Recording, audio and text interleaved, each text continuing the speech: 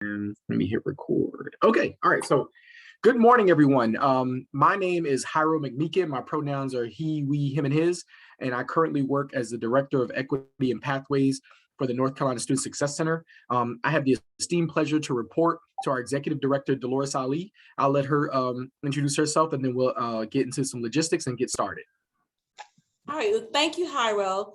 I just want to again to everyone say good morning and welcome to the Student Success Center's workshop of our Spring 22 Guided Pathways Series 100, also known as GPS 100. To get started, I want to share these words. Some people shy away from boldly claiming what they most wish for. Maybe they fear it will they'll look pushy, or they're greedy, or ungrateful for what they have. But when you keep your dreams hidden away and when you hide them under a sofa cushion, they never get the light that they need to grow. So those are the words of Diane Guerrero, who is resilient, who's known for being resilient. And I will say today, it is apparent as educators, we want our students to be resilient and to hear what Dr. Johnstone will have to say to us about students being job ready and promotion ready. I'm looking forward to this workshop helping us to reflect or to learn about opportunities to support students in being bold and persistent through their pathways. As the Executive Director of the Success Center, I am honored to be here and participating in today's workshop with my colleagues across North Carolina, the great 58 community colleges, our presenter, Dr. Robert Johnstone, and the Center's Director of Equity and Guided Pathways for the Center, Jairo McMeekin, who coordinated the Spring GPS 100 series. There are many other folks who are responsible for today's event, but to be mindful of time, I will say thank you to the System Office, the Center's Advisory Board, Central Carolina Community College, and lastly to Gracie for her attention on coordinating the logistics for these series. And thank you for the opportunity to bring greetings. And now, Jairo, I'll turn it over to you. Yes. All right, well, thank you, Dolores. And so again, thanks to the team for getting this together and actually getting Dr. Johnston to come back and speak to us. He's always has some great information to share with us in an engaging and lively way, and we greatly appreciate that. And so the structure of this is that he'll speak and go through his presentation, and then afterwards we'll go into breakout rooms, and in the breakout rooms we'll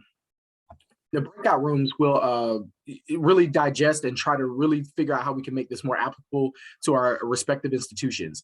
And so to help with that, what I need for you is, if you haven't done so already, if you could rename yourself and put your institutional organization with your name, so that way we can know how many breakout rooms we need to have and then get people into those respective breakout rooms, we would greatly appreciate it. With that being said, we'll also at the end we'll put a link in there for some feedback post-assessment. We want to know like how this is going for you, if the information is valuable, so then that way we know, hey, we need to bring Dr. Johnstone back, okay? And we probably will, but just throwing it out there. So again, he is one of my, I'm one of his biggest fans. I really appreciate all the work he's done, whether it's all the information I've been able to collect from the NCII, and just other things that I've been able to like just listen to him speak and things like that. So I know you're going to enjoy today and really look forward to this. And with that being said, I could go on and on about the accolades and everything that he has to share. You could look that up, just Google him. You'll probably need a couple hours to look at everything he's done. But with that being said, I'll go ahead and turn it over to him, and then let's get started. Thanks a lot, Jairo. It's always the worst part of any of these things. Luckily, he didn't read the full bio, which was usually even the worst part. We have to sit here and like, how did I write all that stuff down? It is great to see you all, many of you, and be around you. I recognize some of the names and certainly the colleges. My name is Rob Johnston. I'm the founder and president of NCII, and have spent the last decade plus, I've spent about 20, it's actually my 20th year in higher education, but I've spent the last decade working nationally on guided pathways projects, student financial stability, working on connection to workforce, working on equity lenses into these things as well. I come from the California community college system, my first higher education background, where I was a dean, a director, and a provost. My doctorate's in social psychology. I worked as a strategic consultant in industry before I came to higher education, and always have grounded a lot of my work in both industry and higher education in kind of a solid understanding of data and research and evidence. I taught multivariate statistics and research methods at the University of Oregon. But I really, over the last 10 years, have been traveling well, until 2 years ago, I've been traveling the country, working with great colleges like the 57 in North Carolina. Did I get that right? 57, Hyra? Was I close? 58? 57? 58, sorry. Damn it. I always am off by one. Like, by the way, from my own state, California, where I don't no longer live, I never remember if it's 115 or 16. It's always but the 58 colleges in North Carolina. I spent a lot of time in North Carolina during completion by design, working with most notably the 5 completion by design colleges. And then earlier versions of NCCS been around for a long time with North Carolina. So for a long time, I would say that North Carolina was my second home. Spent a lot of time in Charlotte and Greensboro and Raleigh and out at Stanley and all over the state, really. And more recently, have been working on a project I'm going to tell you about with the Bank of America Foundation that is serving both Central Piedmont Community College as one of the colleges, as well as North Carolina A&T, which I'll talk about. So I was telling before you guys, a lot of you came on, Dolores and Hyra, like I've done a lot of presentations in the last decade. And usually I have a pretty good idea of the cadence because I've done almost versions or not the exact same thing before. But when I talked to Dolores and Hyra, this one's a little different because they asked me to kind of bring in some different thinking, some new projects. So the only downside to all that is I have absolutely no idea how long it's going to take me to get through any of this.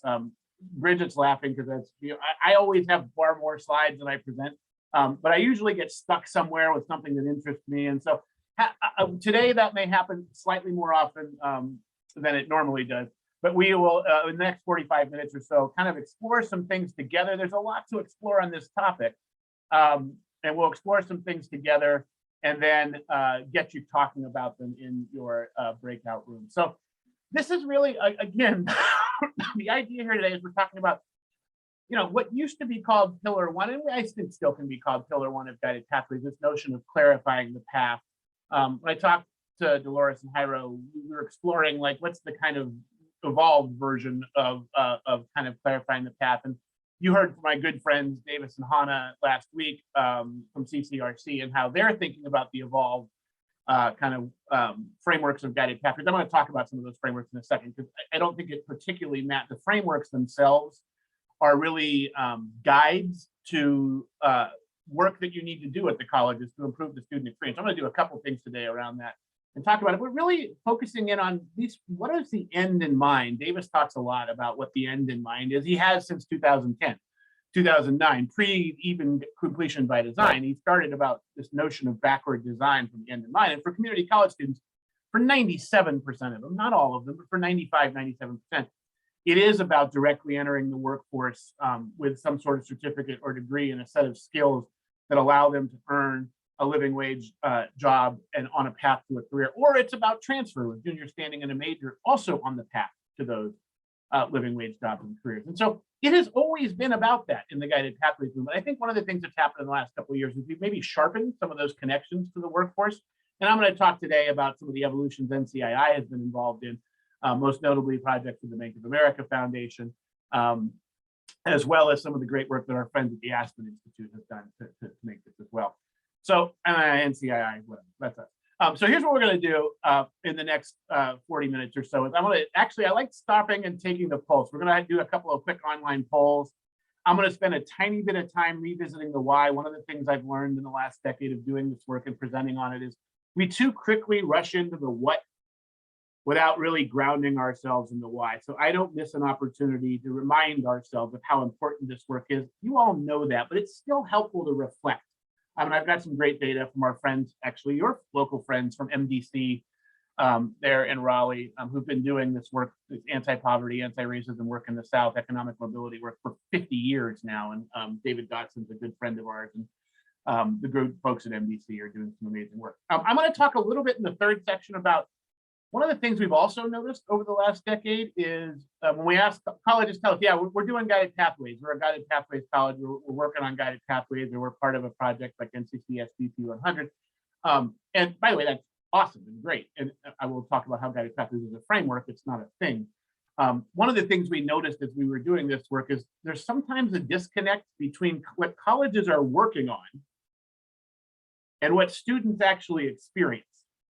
right? And so we want to center the student experience as kind of the unit of measure and the kind of stepping stone to the outcomes we want to see for our students. But how we think differently doesn't necessarily matter unless we translate that into student experiences that are evolved or redesigned. And we're going to talk a little bit about that as well. I am going to tell you a little bit about this really cool project that we've been working on for about 18 months with the Bank of America Foundation called the Jobs Initiative, with 11 community colleges across the country, 6 public historically Black colleges and universities, and 4 four-year HSIs.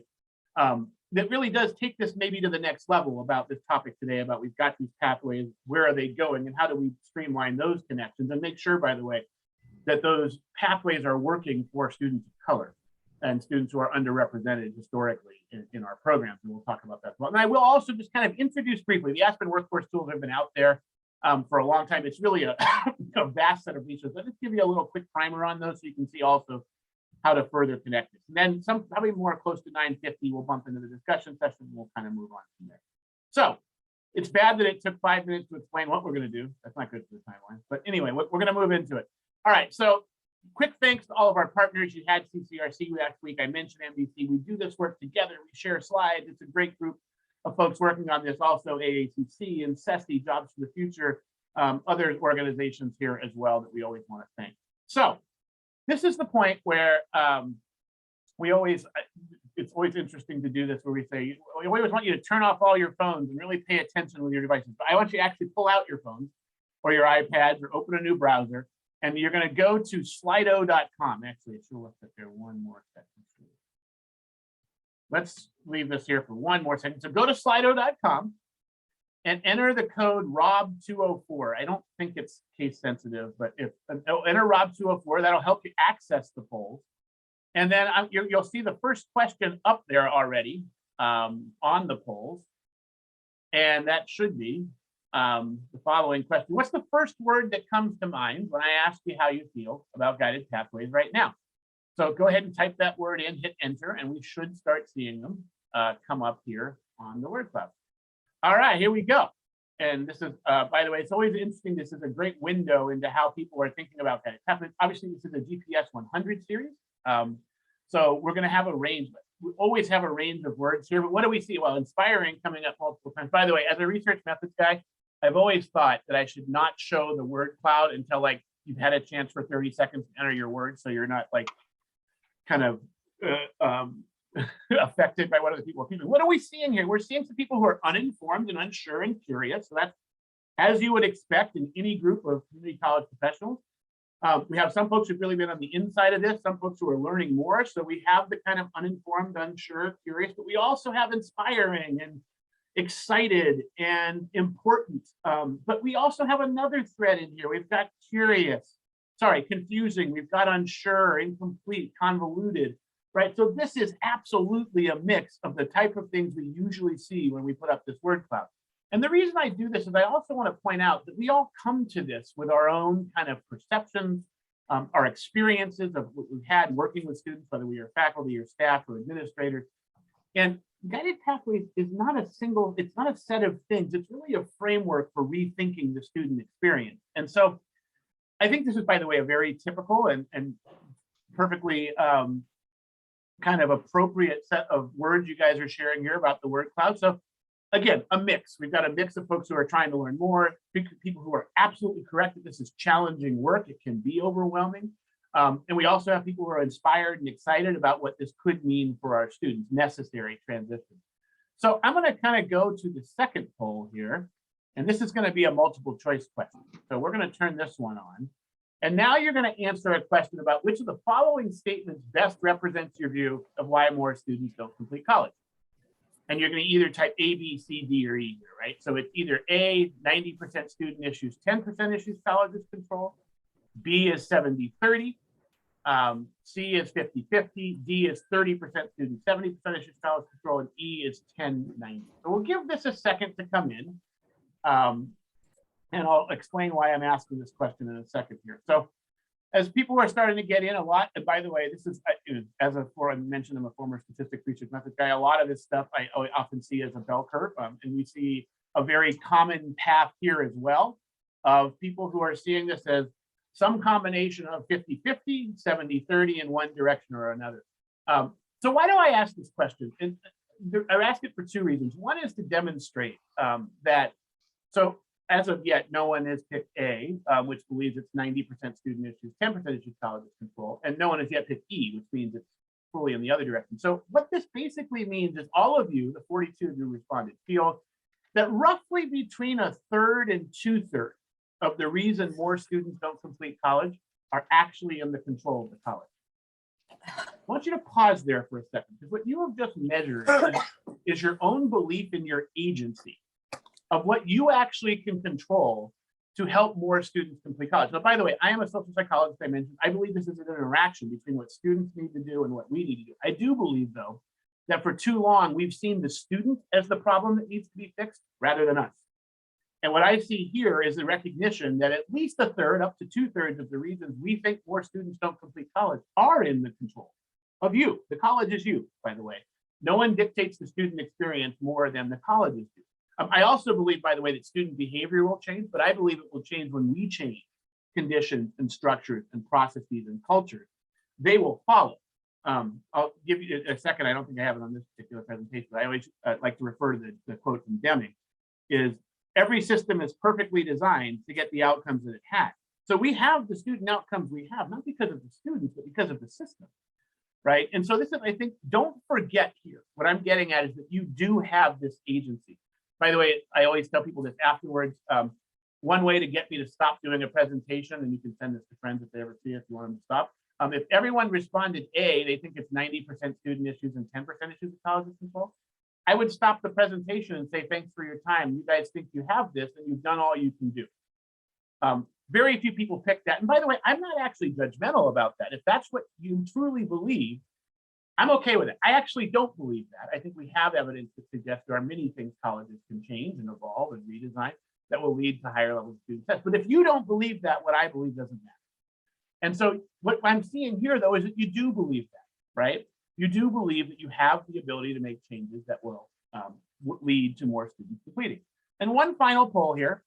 And now we're going to talk about really about the topic of the day. So how connected would you say your guided pathways efforts and your workforce development efforts have been to this point? So, we have lots of false dichotomies and silos in higher education. One of them has been, we work on guided pathways over here. We work on equity over there. We've got workforce, we've got transfer. So they're all kind of in the same mix. But really today we're talking about the notion of these guided pathways efforts being played against the context of what's going to happen on the back end. And really that's our students either directly entering or eventually entering the workforce. And so, by the way, this is a new question for me. I'm actually really curious to see what you got. So somewhat connected is, by the way, if I had guessed what a lot of people would respond, I would say that somewhat connected is on there. Like we do, and again, guided pathways, a lot of the principles of guided pathways and the big ideas, we see existing already, especially in cohort-based CPE programs. As I'm very fond of saying, no surge tech students ever wondered what they're taking in their third semester or who their resource set is. They know day one what they're taking all 4 semesters, or quarters if you happen to be on those, and also they know who their resources are, right? So we do have, that's not the only thing guided pathways is, but it is, by the way, a demonstration of some of the ideas. So it's interesting to me that this is about what I would have hoped and expected, that there are some connections, but maybe not as strongly connected as we might want. And so I come out of these polls with 3 observations. One, you have a very typical range of thoughts about guided pathways, from some excitement, some trepidation, some awareness of how complicated and overwhelming this can be. You also believe you have a significant amount of agency in changing the conditions for students, so more of them can complete. And there maybe is a little bit of opportunity here to further connect your guided pathways efforts and your workforce development efforts. And one of the things I'm going to mention in a second is the pandemic has even further made this perhaps even more important than it was pre-pandemic. So let's go to the why real quickly. And if I had more time, I'd find out who we had in the room here. How many of you are faculty? How many of you are staff? How many of you are administrators? But I just want to pause here for a second because it really does laser in on this topic we're talking about today. It's better connections of our programs and our maps to workforce and where our students are going. And I want to be really clear. I am a social psychologist. I used to be a dean of the social sciences for a brief minute and had colleagues in the social sciences and humanities as a provost at a very transfer-focused community college in California. And I know very well that we could have a 45-minute discussion about what really higher education is about. What are the goals of higher education or community colleges specifically? Certainly one of them is economic mobility. We're going to talk a lot about that today. But I also want to point out that it's very true higher education is about more than economic mobility. I mean, this is where I usually will do more audience interactions. We have more time when we're in person, but it's things like having an educated citizenry, being a community, a beacon of the community, creating lifelong learners. Also kind of, I think the real interesting thing is a set of liberal arts outcomes or general education outcomes that we think are really important for all citizens to have. I don't know what they are at your college. My college, they were the 5 C's: computation, communication, critical thinking, creativity, and citizenship. Which is, by the way, interesting, because when we talk about the skills that translate into the workforce, let's pause there for a second. Because those 5 things I just mentioned, whenever you do your employer survey, I don't even need to see the results of your most recent employer survey. When you do those surveys, generally, your employers are really happy with the graduates that they get from you. Sometimes you have a hard time even getting them to give you feedback that's aside from their being happy. Like maybe they'll point out there's like a skill set in the discipline that they might be able to work on more. But when you really nail down the employers on what do our graduates struggle with when they come to you in the workplace, it's like interesting to me and a little bit ironic that the things they will mention most are the very things I just said are the heart of a liberal arts education. It's communication in the workplace. It's being able to compute, critical thinking, problem solving, working in groups. Fascinatingly, those are things that are the heart of a liberal arts education, are the very things our employers need. My colleague Diego Navarro from California, who I'm going to refer to later, likes to call these 21st century professional skills, being promotion ready, as you heard Dolores say earlier. We train people, we give people discipline-specific training and education that often gets them the first job. But what makes students promotion ready is very rarely in the discipline. It's the other thing. It is that ability to think critically, work in groups, be a team player, be able to communicate, compute in real world, being creative. And so I don't want to lose that here. And not only do I want to lose it, I think we have to elevate. I think, by the way, there's a number of reasons this can be really important in your work. But let's get back to basics here. Higher education is absolutely about more than just economic mobility, but ask yourself this famous question: what % of your students do you think attend your college solely because of the love of learning? And just for time's sake, I can tell you very few of them. I actually had a colleague at another college measure this over a 15-year period, where she asked a question on her opening day class of what's the primary reason you're here at the college? And it was a 10-item multiple choice thing. One of them was because I love learning. And I asked her what percentage of the students actually checked that box. And she laughed and said, not a single student has chosen it in 15 years, which, by the way, is interesting. Just from a process standpoint, I would have expected someone to accidentally check it. I did some math. It was about 3,500 students in her community college who filled out that survey. No one chose they were at college solely, but the primary reason was for the love of learning. Now, that doesn't mean we shouldn't catalyze love and learning while we got them, but they're here because they're career focused. And we got to get over ourselves on this one and stop pretending there's a distinction here. This is one of the ones I'm really passionate about. Like, we have transfer students, they're transfer focused. We have career students, they're career focused. No, they're all career focused, right? The transfer students are just taking a step first. I love learning, by the way. I went to school as an undergrad. I had the fortune to get out of high school on an academic scholarship to Stanford. I studied there for 4 years. I went on 2 years for a master's, 3 years for a doctorate. I did 9 years in a row. I love learning. I would have 7 PhDs right now if someone could pay me a living wage, just continually get a PhD, civil engineering, comparative religion. I'm good. I love learning. Somewhere around sophomore year, even with scholarships, I was starting to see that loan balance go up, and I knew I had a lot of education in front of me. And it occurred to me, wow, as much as I love learning, this better pay off somewhere. I better be getting to some point a career. And by the way, I just finished, I turned 52 2 weeks ago. I paid off my student loans last year. And so, and I had a decent career for most of that time. So this notion of that whether your students are career focused, it's a complete hollow distinction. They're all career focused. 1% of your students are going to go into academia, which, by the way, is still a career. But our system acts as if the goal of the system is to find the next generation of people to study the thing you care about, which, by the way, is the vestiges of an 800-year-old model. And it's not necessarily to get students the broad discipline training as well as that liberal arts training to make them ready for entering careers. And we have a lot of connections we could tighten. I also wanted to say, this doesn't mean liberal arts isn't important. I can argue it's more important for the reasons I was just talking about in 2022 than it was in 1992 when I graduated undergrad. Because now we know people are going to change careers 5 to 7 times. We know that there are going to be careers we don't even know about yet that are going to evolve with the rapidity of technology. And so, by the way, the discipline stuff, what doesn't often follow? What follows are those liberal arts outcomes. And so those are incredibly important for being career focused. Having said that, economic mobility is particularly important to the lower half of the income spectrum, which is most of our students. And we do actually have to call out that we're always really comfortable talking about income disparity and socioeconomic status and anti-poverty work, and really uncomfortable talking about race. I obviously sit in front of you today as a white male, and I will say, I think one of the kind of costs of white privilege, or one of the obligations of white privilege, is to become increasingly comfortable being uncomfortable talking about race, because there is evidence of systemic racism in many parts of this system.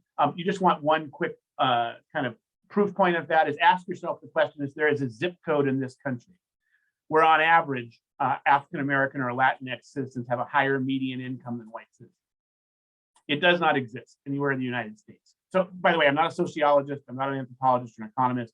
I cannot go into deeply why we have gotten to that point, but this is also about race. And we need to actually, we can do anti-poverty work. By the way, if you're in the rural parts of North Carolina where there aren't many students of color, your work is more about anti-poverty. But for a lot of us, we have a distribution of students that we are serving, and some of them historically have not been served as well. Call them underserved or underrepresented. And I think we have an obligation to think about how we change system structures and cultures to better serve their students and right some of these institutional wrongs. Some quick data on this. I don't want to spend too much time here. You've all seen data like this, but if you want another quick proof point, let's look at the percentage of people who are below poverty. This is the federal poverty, and this is in 2017 pre-pandemic. What do you see? You see overall about 15% of the American population was below the poverty line. That was 10% if you were white, 26% if you were Black, 23% if you were Latino. And by the way, even higher if you were Native American, 28%. So clear differences in poverty by race. Now let's talk about working poor. This is really more of the topic of today. Even these are people who are working, what percentage of the poor of the population who are working are below 200% of the federal poverty line? Only 10% overall, 7% for white, 15% Black, higher even for Latinx, Latino, and Native American population. So again, I'm not going to spend a lot of time here. We know higher education is the surest path to living wages. We've all seen versions of this chart. Whereas we move up the educational attainment, we move up the median working income, the unemployment rate goes down. We also know there's nuance here. There's nuance here, and this is our friends at Aspen who really have made this point strongly over the last 10 years, is that student success has to include post-graduation success. It's maybe when the completion agenda became a term for what was happening in the early 2010s. I think Aspen was correct to point out, it isn't just about completion. Completion is a stepping stone to post-graduation success. Again, we're going back to Davis. I mean, his comments early on about transfer with junior standing in a major or direct entry and success into a living wage job and career, that was all about post-graduation. Aspen, I think, has even sharpened this, sharing some data that, look, even completing our programs could lead to very different outcomes in the workplace. Some data from Arkansas and Colorado about huge differences in wages based on the programs that people complete. And by the way, one thing we can talk about is who's in these programs. You heard this from Davis and Hannah last week, that we have inequitable access to programs that lead to higher wages and overrepresentation from students of color in programs that lead to lower wages. That is at least partially on us, right? We need to figure out ways to broaden that spectrum. And I'm not going to go into this too much because Davis and Hannah did a great job last week. But the point here is there are vast differences in outcomes. Success in STEM. STEM is not the only place you can make a living wage, but it's certainly a higher opportunity. Black individuals, 15% of the population, 11% of the workforce, 9% of STEM workers. Latinx, 18, 16, 7. So we do see these inequities in the system. And I think community colleges probably weren't designed for this purpose, but have found themselves in the limelight as part of being part of the answer. And then I mentioned MDC. Our friends from MDC point out that when you talk about economic mobility, which is the chance of upward mobilities of doing better than your parents did, you're looking right now at the difference in this country between being a Black male and a white male and the chance you have about earning more than your parents did. And so the green suggests upward mobility, the red suggests actually downward mobility. What do you see? You see that there's very few parts of the country where there is upward mobility for African-American males in this country. By the way, if you look at North Carolina, David Dodson makes a point all the time. It is one of the worst states on this in the entire country.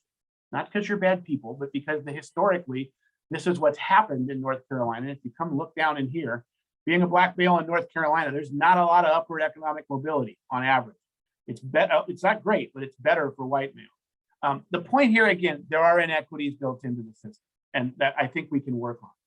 So I want to go positive for a second. We've all been in the, we're 21 months, 23 months into this crazy pandemic, and I am not going political about any of this. I think it's been disruptive no matter where you are on the spectrum. And I was thinking mid last year about the things we could carry forward from the pandemic and what we might learn from them. And I want to focus on three really quick. First, we talked about this earlier. We learned really quickly we had more agency than we even thought in changing the conditions for our students. Things we said we couldn't do for decades. We can't teach that class online. There's no way we can operate without wet signatures. Overnight, you change both of those things. I'm not saying that was optimal, by the way, but the point I'm making here is about agency as you change them. And the urgency that came with that is you fix things overnight for students. You were, the other part of urgency is that our students needed us to act more urgently. And they, by the way, had these problems, and there, many of the problems that were laid bare by the pandemic to us had been part of their lives for years. But we acted with agency, and we acted quickly with urgency, and we also acted with compassion. I want to be clear again, we had all three of these things before. We knew we had agency. We would occasionally act with urgency. I do think we had compassion for our students. But as we went through all this, as the disruption to our lives, all of you on the Hollywood squares now who are used to the Hollywood squares and someone unmuting themselves accidentally and someone's kid coming in and someone's internet access going, all those things we've been dealing with. By the way, we're all doing with living wage jobs and careers, and we've found it incredibly disruptive. I think maybe if we've learned anything aside from agency and urgency, is that our students were struggling before this with the very things we now have been forced to struggle with, and they're now struggling even more. So I hope we leave this with a heightened sense of agency, a heightened sense of urgency to correct the things and work on the systems and structures that will serve students, but also compassion for our students and for each other as we go through this work, as we realize that what we may be seeing with a student in front of us is a very complex thing, and the situation around that student is sometimes invisible. And maybe we have a little more compassion for that situation than we did before. Okay, this is a CCRC slide. They talked about this last week, but I want to be really clear. This is kind of a precursor slide from about a year ago before they came out with Ask, Connect, Inspire Plan, which I love, by the way. This was some strategies post-COVID for you at the colleges, and I'm just highlighting some things here that I'll leave behind with you when I send you this PowerPoint afterwards. But the first one in that program, ensure every student is in a high opportunity program that either leads to a good job or transfer with junior standing in a major. That's kind of the focus of where we're going to spend some time in the next 20 minutes. I'm going to move through this really quickly because I'm looking at the time and I want to make sure I get to the B of A stuff and the Aspen work. But I want to share with you, and this will be in the leave behind, and I will also send you a 3-pager that accompanies this. You heard me say this earlier. Our efforts around guided pathways and student financial stability are incredibly well intended. And by the way, in many cases have been pretty impressive. But we want to make sure we're focusing on if, and if so, how well, students, particularly from diverse backgrounds and experience, how do they experience these pathways you're building? So it's shifting the focus from what we're doing, what are we working on, to what the student is actually experiencing. It's really the impact of your institutional intent. I work on the Aspen Prize. We're actually getting ready to do the next round of phone interviews after we've gone through all the 100 and some odd applications for this round of the prize. One of my favorite things to ask, by the way, on these interviews or on the site visits is, all right, so you're a college who says you're committed to continuous improvement. I believe you've got an improvement mindset. So if that's true and you're not happy with your overall completion rate, which no one should be, because even the top colleges are still 65%, most of us down 30, 35%, 25%. If you're truly committed to student success, you should be evolving and constantly trying to improve your outcomes. And one of the things I'm fond of asking is, so tell me, I'm going to go pre-pandemic, how is the student experience different for a student that started at your college in fall of 19 versus fall of 14? It's actually a really hard question for most colleges to answer. We've done a lot of things, but asking ourselves the question of flipping, instead of asking what we've done, what are the students now experiencing? Much harder question.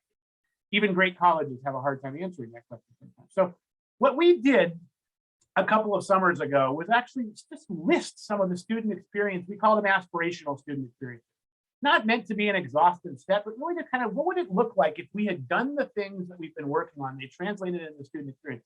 What would that look like? I will also point out the statements I'm going to run through really quickly, you can have them leave behind, are great ways to start a design team or a task force. I like the term design team. I don't have time to go into that today, but if we have time in the future, I can get on that one. But no one's ever been excited to be assigned to a task force. Actually being part of a design team where I get to redesign the student experience, that actually sounds cool because it is cool. So that notion of design, I think, is really important. One of the things you learn from design thinking, is wearing my industry hat for a second, is you always have to start with naming the problem you're trying to solve. When we ground things in the student experience, it's easier to do that. Frankly, we have to do it because to really focus in on the work at hand. And so we've listed some experiences here. I've highlighted one. We've organized this, by the way, by the last momentum framework. I'll talk about that again in a second. Doesn't matter how it's organized, but I actually highlighted the ones that are related to this topic today.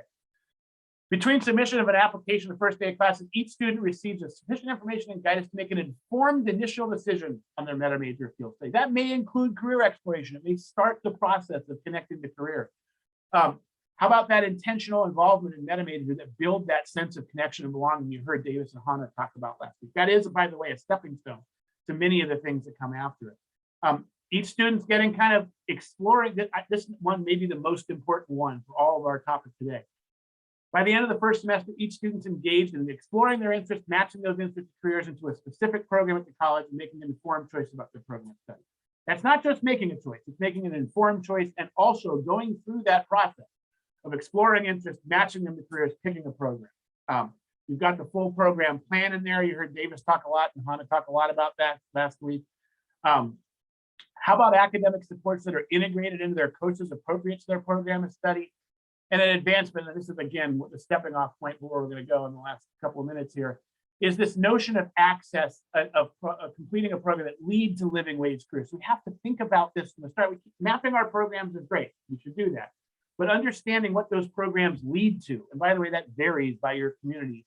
I don't have too much time to go into that today, but we really want you to be thinking about what do you have in your service area? Where can students make a living wage and have a living wage job and career?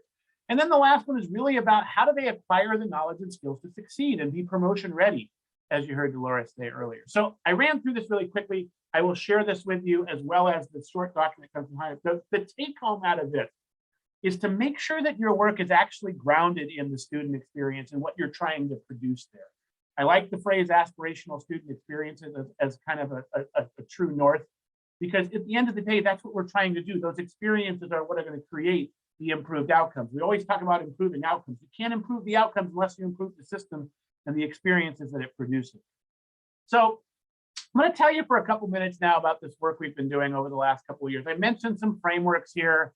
The last momentum framework, which you guys in North Carolina know a lot about, because really during completion by design became more ubiquitous. The connection, the entry, the progress, the completion and advancement.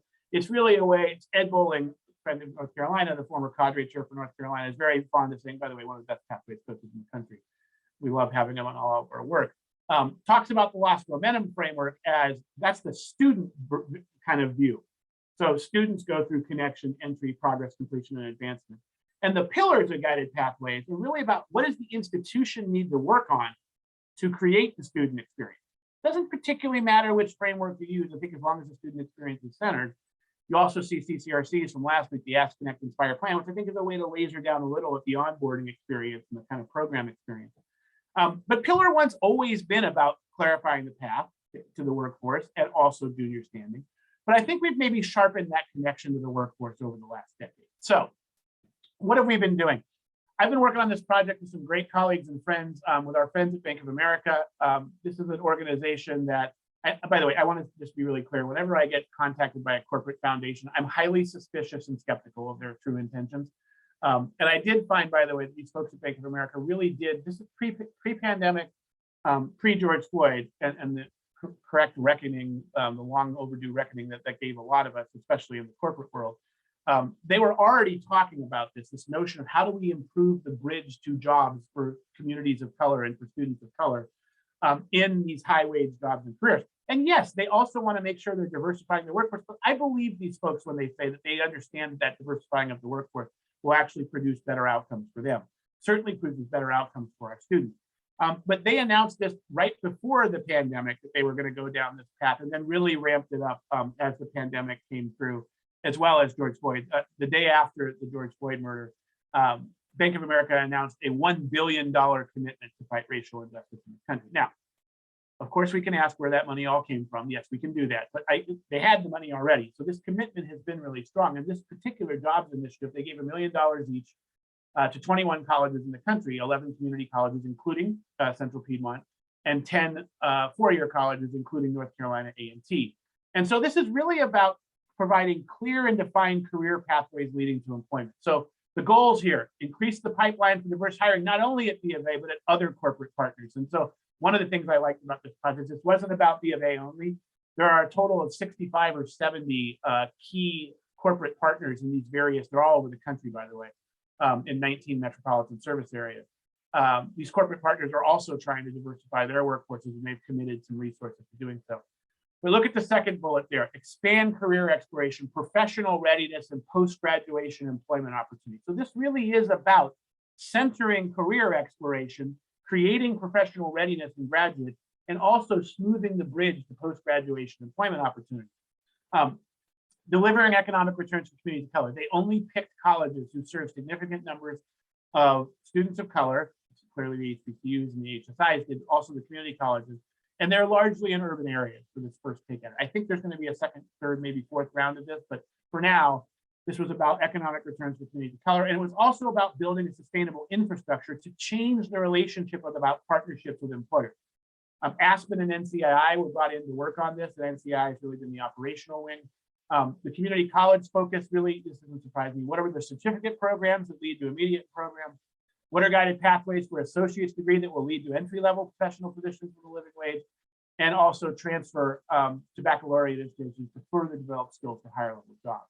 So the community colleges, we've been working on things like academic advising and career counseling, financial coaching, emergency funds, leadership and learning labs, really getting at this, all these pathways. And Bank of America came to NCII because of its work on guided pathways. How do we take these pathways and further connect them to the workforce? So we are in year 2 of this project. We've done some really amazing work the colleges have, including Central Piedmont and also North Carolina A&T and your state. And I wanted to just share with you a couple of things that we did early in this project. One of them is we looked at a lot of labor market data in the region. And so I'm going to show you some things we did here using MZ. I know that you have some state data here. I'm actually, what we specifically did, I think is interesting, but I want to show you what kind of the thinking behind how we thought about how do we better connect these programs to living wage jobs and careers. But we have to understand the service area. So this was like my data dork, ex-institutional researcher guy. I got all excited last spring because I was like back at MZ. I was like a researcher again, figuring out what to kind of do. It's been a while since I'd messed around with it.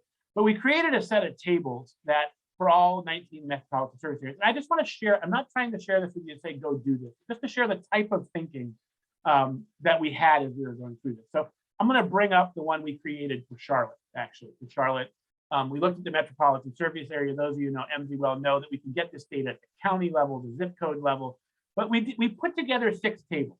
And we just wanted to give people a snapshot into the, we can go much deeper than we did here, a snapshot into what's available data-wise in your community. So, you know, when you look at MZ, you can look at things by industry. This is the one table we have on industry. You can look at it by occupation, and you can look at employers. There are some nuances here I don't have a lot of time to go into. The thing about using NAICS codes in industry is any individual company gets a NAICS code. And so take Bank of America, for example. Bank of America is in the finance and insurance in NAICS code. So the entire company and all of the jobs that are in there are listed under finance and insurance. There are healthcare workers, custodians, office assistants. They're all the way up to CEOs in here. So I actually don't love the industry code data too much. I think it's useful for a quick snapshot. But you know, Bank of America has got tens of thousands of jobs that really vary widely in terms of their earnings. But I do want to show you a couple of things here. One, we put these in the pivot table so the colleges can look at, say, hey, what are the highest earnings in my region on average? By the way, these are means. This is another nuance. When you look at industry data, you get means, which means like the CEO pulls up the mean, right? So we actually would much rather look at medians, which is another reason to use the occupation data, which I'll show you real quickly on the next couple of slides. But we can look at, all right, so yeah, it's not surprising management, the 2-digit NAICS code, by the way, the codes go all the way down to 6 digits. We're looking, rolling them up to 2 quickly. Management, people make the most. One thing I think is interesting to look at is the ratio of Black and Latinx workers versus the overall population in these high wage jobs and careers. Now, this looks pretty good for Charlotte. Because if you go to the management of companies and enterprises, that service area, you see actually pretty good representation of Black workers and Hispanic Latino workers relative to the overall population in these industries. Now, you won't see quite the same thing when you get to occupations, but this is, by the way, I think on average, Charlotte is relatively diverse in terms of who's working in the company. By the way, if you go to the lower ends on the earnings, I always like to look at this. You will very often, and these are always accommodation, food services, and retail, you will almost always see overrepresentation from communities of color down in here. By the way, the location quotient, not too much time to go into this, that shows you how much of this particular industry you have in your area versus the country. So not surprisingly, in Charlotte, major metropolitan area based on finance, highly overrepresented in management companies and finance and insurance companies. And also you see arts, entertainment, and recreation here because you get that in urban areas. So this is a quick snapshot. I like looking at this, kind of taking a look what's in my area. You can, by the way, if you have MZ, we'll share the queries with you. There's also data I know you have at the state level. Then we look at occupations. I think this is where this gets far more interesting, is when you start getting into occupations, because we can look at median earnings now. Stats 101, by the way, the mean adds up all of the things, divides by the number of people, and the median is kind of the middle number in a ranked list. So the median is usually more representative than the mean is. And this is where you're seeing, by the way, now, and these are different codes. These are called SOC codes, standard occupation classification. We're at the 2 digits again here. They roll up slightly differently. But now we see, when we look at, by the way, management occupations, like back here, things look pretty diverse when we had management occupations here, right? Look like they're pretty representative. Now get to the jobs that are management jobs. And you see now we have half the Black workers we did and half the Latino workers we did. And now, by the way, so if you rank these by median income, largest to smallest, you start seeing less representation. The top 5 median earnings jobs, we see 10-point lower to 20-point lower representation in Black and Hispanic Latino populations. Go the other way, smallest to largest, and you see in the 5 lowest paying jobs, what do you see?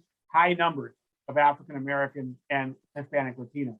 So the inequity in the system, which may not have been that evident when you look at it at a high industry level, is really evident when you look at it at the occupation level. This kind of sharpens our focus on equity, in my opinion, and it gives us a way to look at, by the way, when we start talking about mapping, we start talking about programs, we've got to look at this data. We know, by the way, that they're down in food prep, personal care, there's not a lot of farming, fishing jobs, but building, all these low, by the way, there are 2 different healthcare SOC codes. I always think this is interesting to show you.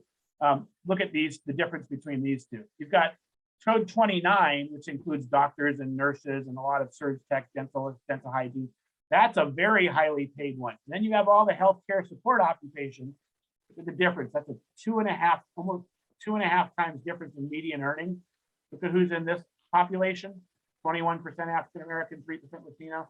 Look who's in this one, 44 and 5. So the lower paying healthcare, not even healthcare jobs, not even the big thing we always say, allied health, lots of great jobs. Well, it really depends on what job you're getting. And by the way, we are disproportionately, the result is disproportionately putting our students of color into lower wage jobs. Again, by the way, I don't have time to go a lot into this, but other things you can look at in here, where are the top growth opportunities? Like, what are the things that are going up the most? You can break it down by education level and look at jobs that only have an entry level of AA certificate. You can look at, you can sort by ones that have median earnings. This is actually looking at the type of jobs that do lead directly to a living wage in your community. You see a lot of allied health here. You see a lot of IT. And then you also can kind of look at employers, who's in the employment, who are the biggest hirers in your community. This is a snapshot, but like, this isn't surprising that when we ran this in March, who is it in Charlotte? It was Wells Fargo, IBM, Atrium, Oracle, Lowe's, some of the top employers that are hiring in your area. So I showed you this not to say you should reproduce this, but to say this is the type of thing we armed the colleges with as they were reflecting during the planning year one, on where they were going to double down and either expand programs, make sure they got better recruiting of students of color into high-wage programs, or better connect to the workforce. I think some of you do this already, various versions of this, but I did think it was useful to show you kind of how we did it. The other big thing we did on this project is we actually created a large number of learning opportunities for the colleges. And I want to share with you the types of things that we did webinars on. And I am trying to find out if I can give you the link. We have recordings of all of these webinars. It has never been quite clear to me whether it's a public site or not. I asked the question yesterday. I don't have the answer yet. I will give you a link to it if I can. But I want you, the reason I think it's important to look at this anyway is to see the type of things we've been having the colleges focus on. One, this is a big Aspen one. What is the vision for equitable talent development that's centered on high quality programs in your region? What's our vision? Like, what is our vision for how our programs lead to regional workforce needs? That's a complicated process, by the way, and those of you who are in more rural areas, it can be problematic to figure that out. We're going to talk about the rural colleges briefly at the end. We focus specifically in on equity and workforce development and career and academic programs. I've had a couple of folks from our HBCU team really focus in on that. How do we address stereotype threats in career-focused academic programs by race, by gender? How do we better create feedback loops for program quality that also meets employer needs? More Aspen on that one. How do we embed student financial stability supports throughout student experiences that our students not only can just get into the programs, but have the resources both from the college, from federal sources, but also from employers to help them move through their programs and have success. My colleague Diego Navarro does some amazing work on this front. How do we create classroom conditions of belonging and psychological and safety for students of color by teaching these 21st century professional competencies? I definitely can get you a recording of his presentation because he did another one for me in California. Fascinating on how he's done this in the Academy for College Excellence, which he built in Watsonville, California with migrant farm workers, leading them to incredible success. And by really with an asset-based and kind of appreciative inquiry approach.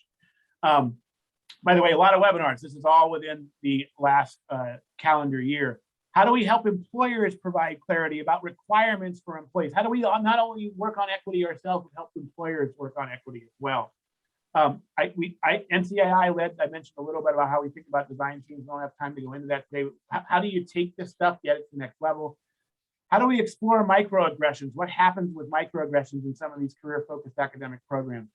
How do we transform our institutions into the social engineers of the opportunity ecosystem? That is a Michael Baston, our wonderful friend, the president of SUNY Rockland, did an amazing job leading that kind of notion of this opportunity ecosystem. Again, a couple other topics here. Again, down to the last one, which is out tomorrow, actually, on environmental, social, and governance efforts in the corporate world, the economy, and the future of jobs. We're going to have some economists from Bank of America talking about it. Again, I will hopefully be giving you links to this so you can watch some of these if you are interested. But what I want to leave you with is how important it is to think about these things. You can't do all of this at once, right? It is a very dizzying array of things to work on. What I would encourage you to do, and we're going to ask you to do in maybe 5 minutes when we put you into breakouts, is think about what might be some next steps for you as you think about the connection of your programs to the workforce. And finally, I just want to share with you the amazing work and resources that Aspen has put together. I really would give Aspen maybe the most credit. I put Jobs for the Future, CCRC, right there as well, with really making sure that people understand that completion is only a part of the picture. They've really, since day one of the prize, I've had the opportunity to be around it since 2011 when it started, has always been about learning, completion, transfer of workforce with an equity lens. But I think where Aspen really has elevated things is this focus on connection to workforce. So there's a link in here to their tool set. By far the most comprehensive resource is the Workforce Playbook, which I'll spend like 2 minutes introducing. But these are the 7 kind of tools that you have from Aspen. You have an employer guide. You've got the Workforce Playbook, which I'm going to talk about briefly. How do you use labor market data? It's a version of kind of what I just showed you in some of those tables. Number 4 is kind of a classic one that's more academic on what's the sense of labor market returns to higher ed. By the way, it's always very good. 5, 6, and 7 are interesting set about reaching underrepresented populations. It's about outreach and how do we actually market and recruit ourselves to populations we haven't served historically based on great research and tips and tools from the communications world as well. And just really quickly in the workforce playbook, this is something, the 4 domains of the workforce playbook. Again, advancing a vision for talent development, economic mobility. How do we deliver high quality programs that are aligned to regional needs? How do we support students' career goals from pre-matric through post-graduation? And how do we build these responsive, mutually beneficial employer partnerships? Won't go into too deep into each of these. We've got a couple slides here, but take a look at the high quality programs one, which I think is really a pillar 1 type idea. How do we work with employers to define first the skills and then the credentials? There's a lot under this, by the way. The playbook's like 75 pages long. They really explore each of these bullets very well. How do we integrate and include work-based learning and high-end practice in all program designs? I don't have time to do this by having long rants on how my colleagues in social science and humanities and our classic gen ed courses might be the place where we even really need more of the connection for our students to where they're going to use this in the workforce than we do when someone's in surge tech. They know how what they're doing is going to apply. When someone's in psych and they're going to be one of the 9 in 10 or 95 out of 100, this is my field, of the students who major in psychology, second largest major in the US, 95 out of 100 students who major in psychology will not be psychologists. They will not get a master's degree or doctorate degree. So the 95 out of 100 are going to apply what they used in psychology in some other career. So for those students, it might be more important. I'm doing a career with 3 degrees in psychology that no one ever told me about. And I wasn't, the only thing that they talked about in my undergrad, my master's, and my doctorate were research-based internships or teaching positions. That describes, and that was, by the way, in academia, and that still only describes the subset. For most of our students, we need to do a better job integrating this. How do we hire and empower excellent workforce leaders who understand the connection between our programs and the community? And then how do we create those conditions for feedback? So there's a lot in here. This is a fire hose of things you could do. And I want to finish by just saying, pause. I know I go very fast through this and there's a lot in here. You'll get the PowerPoints to kind of reflect on these things. One thing we've learned from doing this work with colleges, NCII, and I'm not going to go into this today, works directly with colleges in a 2-year model where if college wants to work on deeper guided pathways, financial stability, connection to workforce, we really get in and on the ground over a couple of years and serve them in customized ways. But all of it is now around this idea of how do we create design and implementation teams around the big idea. So we are great at 38,000-foot thinking in higher education, where we struggle sometimes is the connection of that work down to the things we actually need to change on the ground that will result in that student experience changing. So that having been said, what I want you to think about as you move through the discussion section is, what do we do well here? Always start positive. What are the, share with your colleagues, what are the things as we've gone through mapping or establishing meta majors or thinking about our workforce, what are some things we've done really well? And then, and I think our friends Dolores and Jairo and Gracie and everyone have done a great job of giving you action plans to help you kind of laser in on things. We're going to get into those today, but start thinking about what would be some next steps. Don't put 55 things on this. One of the things we learned it from industry, we learned in higher education, any given group that is tasked with problem solving and design or implementation can only work on 2, maybe 3 things at once. So if you are tasking a group with working on 14 things, you are dooming them for failure. Now, you can task a group with over time getting 15 things done, but you got to do it 2 or 3 things at a time. We are really bad at scope creep and keeping ourselves focused, really good at thinking of other things we might do. So as you get into this discussion, think big first, think about the things you do well, but start thinking about where you need improvements to really make your program sing and really helps to connect students to the workforce. So this is only a quick overview. It happened very fast, but I also want to kind of leave you with our friends from MDC. Actually, I'll come back to this after the breakout. Let's go to the breakout first. So 2 questions, and we will also send these to you in the kind of chat as we get into your breakout rooms. But 1, as you think about your guided pathways, pillar 1 efforts to date, mapping, programs, processes to move from maps to plans, what are your successes? What are the things you've done really well?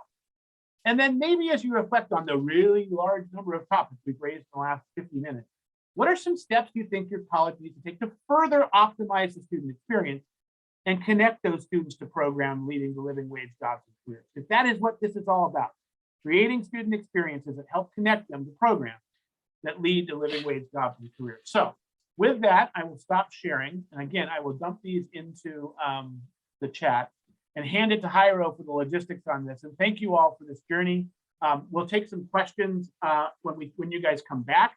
as well, but we want to give you 20 minutes or so, maybe till 22 after the hour, 23, 24 minutes to start exploring this with each other. And so Jairo, I'll let you share how to do that.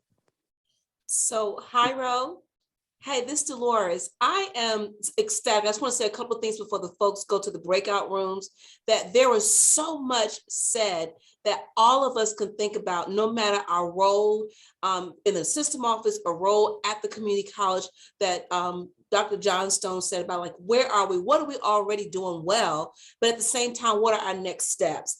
And there were so many things you said. Two things I want to say that tickled me as you were talking. One was work-based learning. I love work-based learning. That is something I did for years as an individual growing up and even as a professional. The second piece is not to put too much on your plan so that you don't have scope creep. That's my whole thing. I love project management, so that's important. But I hope people do stay with us. I see the numbers are changing here, but stay with us and really talk with your colleagues about what are you doing well and what are your next steps. Thank you, Dr. Johnstone. This is just awesome. Awesome. Yeah. Thank you.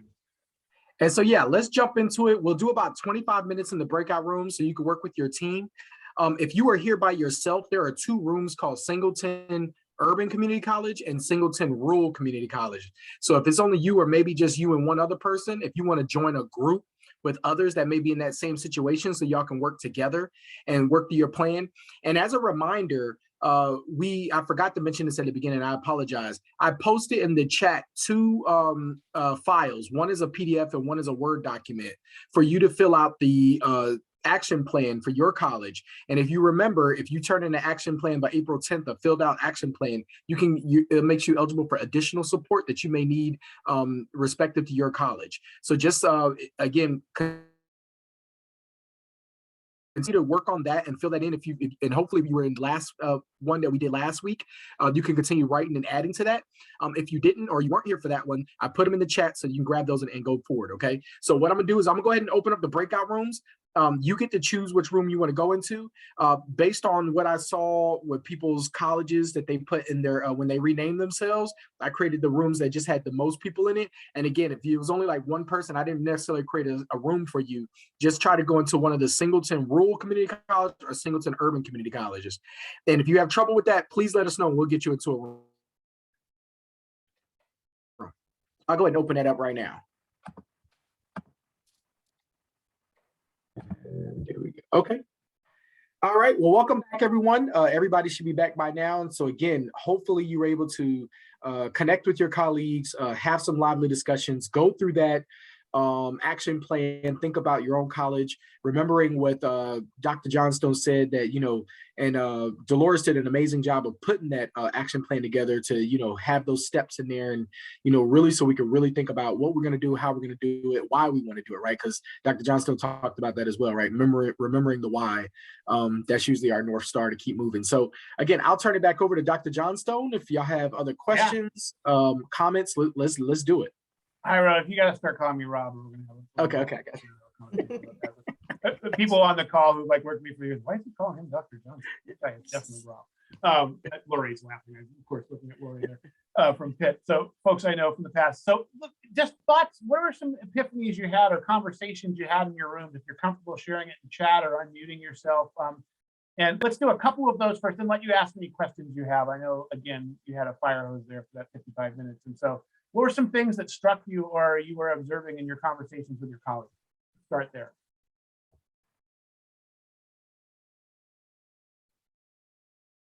Everyone's always, I'm good with uncomfortable silence, by the way. Yeah. And, feel free to use the chat. Denise, we have a hand raised from it. Denise, go ahead. I'll just jump in then.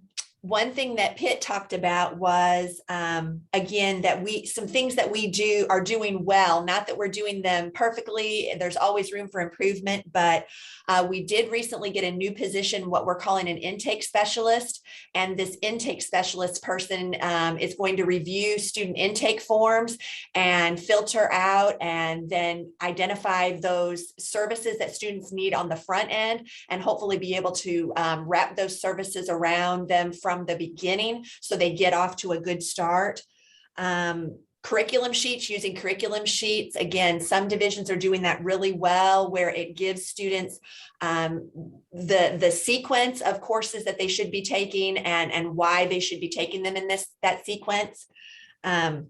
We talked about how more career exploration is needed early. We're doing that, but we need to do better. And we talked about some ways maybe that we could do that going forward. And then let's see, making those connections, as Rob talked about, with data, getting that data that we need. And we have access to MZ, but we're not using it to our best capability. And so we could do better with that. And then one last thing is just, again, working backwards from the career, starting with that career instead of starting with the degree and working backwards, but starting with the career and then working backwards. So just some thoughts from Pitt. Awesome, Lorianne, thank you. It's been too long since I've been to your campus, but just a couple of things in there.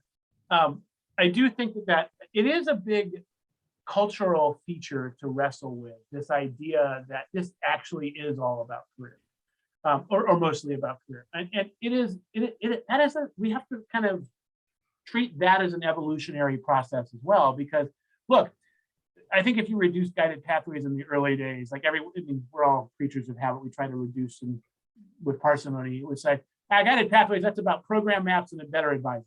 All right, yeah, those are two things it's about. But I think there was in that, maybe it was about, we said this a lot, about transitioning from thinking about things in terms of courses to thinking about things in terms of programs. That was an evolution for many of our non-cohort-based CTE programs. In doing that, maybe we should have caught this earlier, we were kind of reinforcing that even the goal was the degree, rather than the degree being the stepping stone to the true end goal for the student, which again is either direct entry to the workforce or a transfer with junior standing a major on the path to that. I think so. There is an evolution there. It is uncomfortable with some of our colleagues. I mean, I think of some of my social science and humanities colleagues who want, by the way, that's not a broad generalization, it just tends to happen more often there, who want higher education to be about more than just economic mobility. And it is about more than that. But we have to be able to have these conversations, Lori. And I do think it is a reminder to us that what our students are here for. Like that story I told was at Texas College. I'm sure it's very true in many places. The percentage of our students who are here for the love of learning or to become better citizens is really low, right? Now, we should try to do those things while they're here, but that's not why they're here, right? And the other thing I always point out, Lori, and that you were like surfacing is we love learning. We are here quite often because we love learning. We love being lifelong learners. We love being in this field, we love sharing our learning and sharing our wisdom. And sometimes we forget that not everyone has that same kind of mental frame to this work. So I think all of that you're talking about, Lorianne. And by the way, that onboard stuff you're doing is really important. Two quick things in there. Career exploration is something we all talk about doing more of. And I think there's actually a relatively limited number of things you can do at scale with it. First semester classes being one of them that really focus in on this. Intentional onboarding experiences. So those are some things to explore there.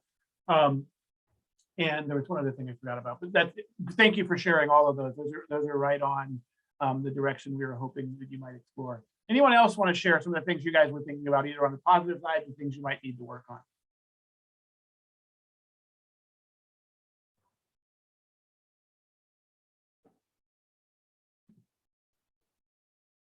We've reached that time where it's like 5 minutes before the scheduled end, where people are like, if I say something here, he's going to say something, and this is going to not my first rodeo. Yeah. Okay. Well. All right. Well, hey, let me do one more thing, Hira. Let me just show really, really quickly this, and I promise to finish in 3 minutes. Let's go to here. No, we're up here. I want to show you two things real quickly. One is a great way of thinking about this kind of infrastructure of opportunity. This is from your folks at MDC in North Carolina. I love this slide and this graphic. Talks about the kind of, when you talk about social justice, economic mobility, racial injustice, any of these things that ground us. By the way, and I think you can be grounded by any of those, and it's all going to lead to the same place. But MDC is kind of analyzed. There's a lot of stuff in the cloud around us in the world we operated in: transportation, the criminal justice, segregation, income inequality. Those are all things that we probably can't work on directly. Social capital, maybe social capital we can. There's a lot of things that are going on around us, but what I really like about what they did here is look at what's in the center of this. Yes, completing foundational educations at the start. But we are sitting in the center of this infrastructure for opportunity. We are really the engine behind it. We can talk for a long time. We don't have time to do it today about whether we were funded to do this, whether we were set up to do this, whether we've structured ourselves to do this. But by most people's estimation, this is us. It is ours to kind of lead. We're not doing this in a vacuum. We have, I would argue, a fairly decent policy environment for this in North Carolina compared to other states. It's not too over the top, but it is still supportive. But note, this is the why again, back to it. It is us, like preparing people for work, completing in progress, and getting people into the workplace. A lot of that, especially for underrepresented communities, communities of color, low-income communities, really is the community college. We need to work with all of the partners around us, but you are this engine. And as you know, the social engineers of the infrastructure opportunity, as Michael Baskin calls it as well. Finally, I will share with you really quickly an opportunity. And that is that NCII is, not me running this, but another part of NCII is launching a rural guided pathways project. For a long number of years, we have talked about the differences between rural guided pathways and rural colleges and urban. It's fascinating. After no one listening at the foundation for like 7 years, overnight, there's like multiple ATD's got projects, which is great, like a rural community college. But there's a lot of some really cool projects going on here. The Ascendium Foundation funded one with NCII. We're going to work with 15 community colleges. I think what makes this unique is it's about community partners in your region as well as the higher education institutions. We really think of this as a regional approach, and it will be tailored to really rural guided pathways kind of mindsets. And we've got a great leadership group around it. That application just went out last week. It is due March 1st. It is a foundation funded project. You can get all the details at the link here. We'll be selecting 15 colleges for what is going to be a 3-year project. So just to let you know about that, you can get this link in the PowerPoint, which I'm going to send to Jairo right after we sign off. But it has been great to be with you here today. And I know we just scratched the surface on a lot of things, but give yourself some grace, like I said, and reflect on this and work with your colleagues to try to figure out. I mean, Dolores, you can see the project manager in her background, great 5-column action plan, like ready there for you there. Don't fill out 27 rows. Like it's not, that doesn't mean you're doing better. It means in the end, you're not going to do most of those things. So focus in on a couple of things you can work on. We always like to talk about, and so do our friends at Public Genesis, talk about 90-day like design windows. Like if that's your design window, what type of problems can you take on with a group of 7 to 12 cross-functional folks in 90 days or in 1 semester? I was telling Jairo and Dolores to break. We've worked with up to 8 design teams at a college at once. That's too many, right? That actually was at a CBD college who was 10 years in. But think about what would be 3 or 5 teams who could work on some of the problems you really have in front of you. The great thing about that is if you do scaffold this well, you pick 2 or 3 problems, you design, you make recommendations, and you can show people that this is how we're going to do this. It lets you get to the other challenges next. And so that cadence of problem solving is something that I really think we can learn a lot more about from each other and from colleges who've gone before. So thank you for your time today. Thanks to Jairo and Dolores and the entire team at NCCCS for all of their support. You've got a great couple of speakers we were talking about. You got Tia McNair coming up, I think 2 from now. You have just a great set of speakers here. As always, Jairo, Dolores, and the team have put together a wonderful package for you. So if you have questions, I am at rob@ncii-improve.com. Not hard to find. And I look forward to seeing you all down the road. And Jairo, thank you. And I'll hand it back to you. Yeah. Well, again, Rob, thank you again for, sharing your expertise and, your wisdom and experiences and just pulling that from other places as well. And, things that we may not have access to otherwise. And so thank you for that. I did put a link in the chat. That's a post-assessment, take you 3 to 5 minutes. Love for you to fill that out if you can. Again, if you're doing this with your team, hopefully you can meet afterwards as well. We do have a number of other speakers coming in the next couple of weeks. And so you should have that in an email. If not, we definitely will send out some reminder emails to get that to you. And again, I just want to say thank you to Gracie and the rest of the team, Bridget, and especially our leadership from our executive director, Dolores, just because she was the brainchild, but making this happen. And so we're very appreciative of her doing what she's done. If you have any questions, you will get this recorded. Gracie will get this out to all the people that registered. She will send this recording out as long as with any information that Rob has also supplied us with. We'll get all that out to you shortly in the next couple of days. And again, we appreciate y'all being here and look forward to seeing you in the next one.